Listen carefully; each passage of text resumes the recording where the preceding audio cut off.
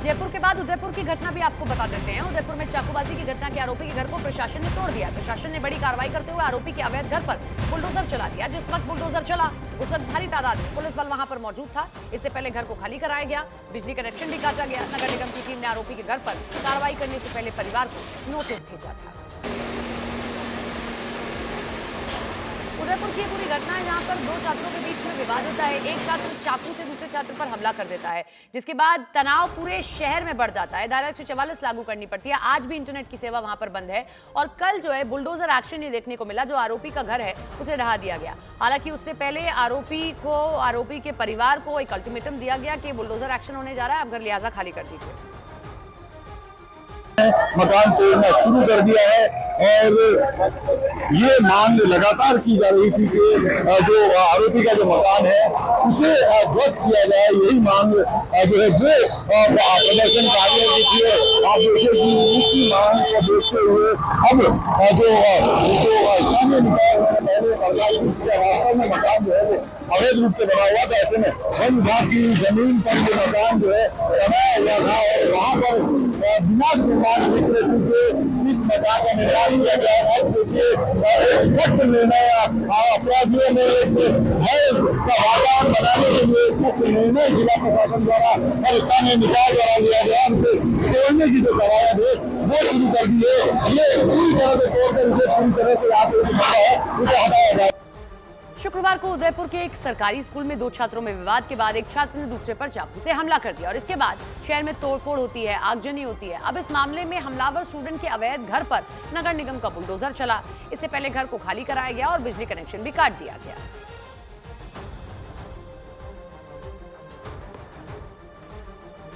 उदयपुर में जो हुआ उसकी वजह से हालात तनावपूर्ण बने हुए हैं। दो छात्रों में विवाद के बाद एक छात्र ने दूसरे पर चाकू से हमला कर दिया था और इसके बाद जो हुआ किसी ने उसकी कल्पना तक नहीं की थी। उदयपुर में हंगामा हुआ, उपद्रवियों ने आगजनी भी की।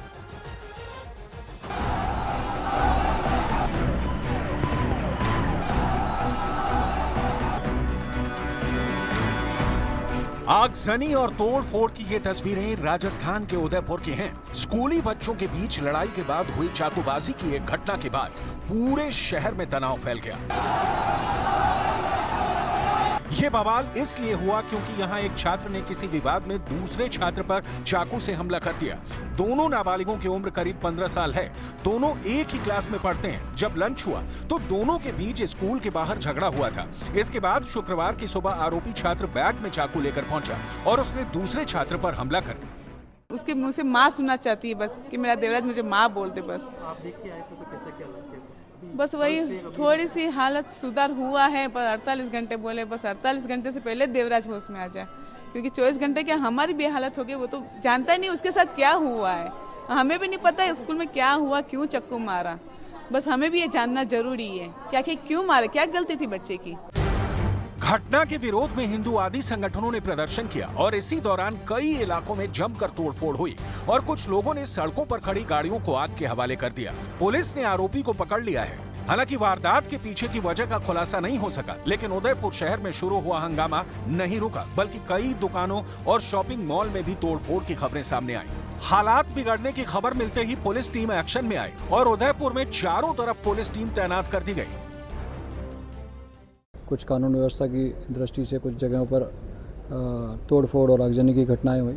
उसके पश्चात तुरंत हमने निर्णय लेकर के 144 पूरे शहर में इम्पोज़ की। 144 इम्पोज़ करने के पश्चात लगातार हमारी जो पुलिस टुकड़ियां हैं, जो भी सेंसिटिव इलाके हैं, मिक्स इलाके हैं, उन इलाकों में लगातार फिक्स पिकेट्स और मोबाइल पार्टियों के रूप में लगातार गश्त कर रही है। और जो बच्चा है जो घायल हुआ है, उस घायल बच्चे को तुरंत मेडिकल एड सीनियर लेवल से बातचीत करके दिलाई गई है। बच्चा अभी स्टेबल कंडीशन में है और बच्चे के स्थिति जैसा डॉक्टर से बातचीत हुई है लगातार इम्प्रूव हो रही है। सोशल मीडिया पर भड़काऊ मैसेज और अफवाहों पर रोक लगाने के लिए शुक्रवार रात 10 बजे से 24 घंटे तक इंटरनेट सर्विस को बंद कर दिया गया। चाकूबाजी के बाद हुई हिंसा के मामले में बड़े एक्शन की तैयारी है।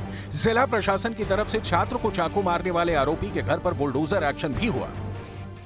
उसकी जो प्रक्रिया है वो शुरू कर दी है। जेसीबी ने मकान तोड़ना शुरू कर दिया है और ये मांग लगातार की जा रही थी कि जो आरोपी का जो मकान है उसे ध्वस्त किया जाए।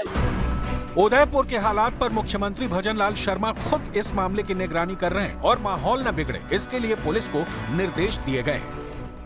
ये जो घटना हुई है उसकी तुरंत चिंता की गई, उस पर तुरंत कार्रवाई की जा रही है और ये इंश्योर किया जा रहा है कि वहाँ पर जो सांप्रदायिक सद्भावना बनी रहे।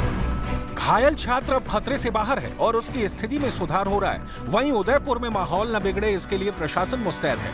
उदयपुर में इस वक्त पुलिस की 7 कंपनियां भेजी गई हैं। साथ ही सीनियर अधिकारी भी उदयपुर में मौजूद हैं। सुरक्षा को देखते हुए उदयपुर में आज स्कूल बंद रखे गए हैं। इधर कांग्रेस नेता सचिन पायलट ने उदयपुर की घटना की निंदा की है। देश प्रदेश में कहीं ऐसी घटना होती है, चिंतित हम लोग होते हैं और मैं तो कहता हूँ छोटी मोटी घटनाओं को इतना बड़ा रूप जब मिलता है तो सरकार को जड़ तक जाना चाहिए। कौन वो लोग हैं जो इन भड़काने वाली भावनाओं को और ताकत देते हैं। लॉ एंड ऑर्डर राज्य सरकार की जिम्मेदारी है और उनको सख्ती से निपटना चाहिए। मैंने कल भी अपील की थी कि सब पक्षों को शांति का परिचय देना चाहिए, अमन चैन का परिचय देना चाहिए और हिंसा किसी चीज़ का रास्ता नहीं है। तो इस प्रकार की घटनाएं होती हैं तो सरकार को सख्ती से निपटना चाहिए, लेकिन इसकी तफ्तीश करनी चाहिए कौन ऐसे लोग हैं जो इस छोटी मोटी घटनाओं को इतना बड़ा रूप देते हैं। महाराष्ट्र के नासिक का बवाल का एक नया सीसीटीवी फुटेज सामने आया है जिसमें कुछ लोग मारपीट करते और बाइक में तोड़फोड़ करते दिखे हैं। पूरे मामले पर पुलिस का एक्शन जारी है। फिलहाल पुलिस ने अब तक 20 आरोपियों को गिरफ्तार किया है। पुलिस सीसीटीवी और दूसरे वीडियो के आधार पर आरोपियों की पहचान कर रही है। 16 अगस्त को हिंदू संगठन के लोग बांग्लादेश के जो हिंदू हैं उन पर जो अत्याचार हो रहे थे उसके खिलाफ विरोध कर रहे थे। जब लोगों का प्रदर्शन देखा गया तो उस वक्त मुस्लिम बाहुल इलाके से जैसे ही वो गुजरा तो कुछ लोगों ने उन पर हमला किया था।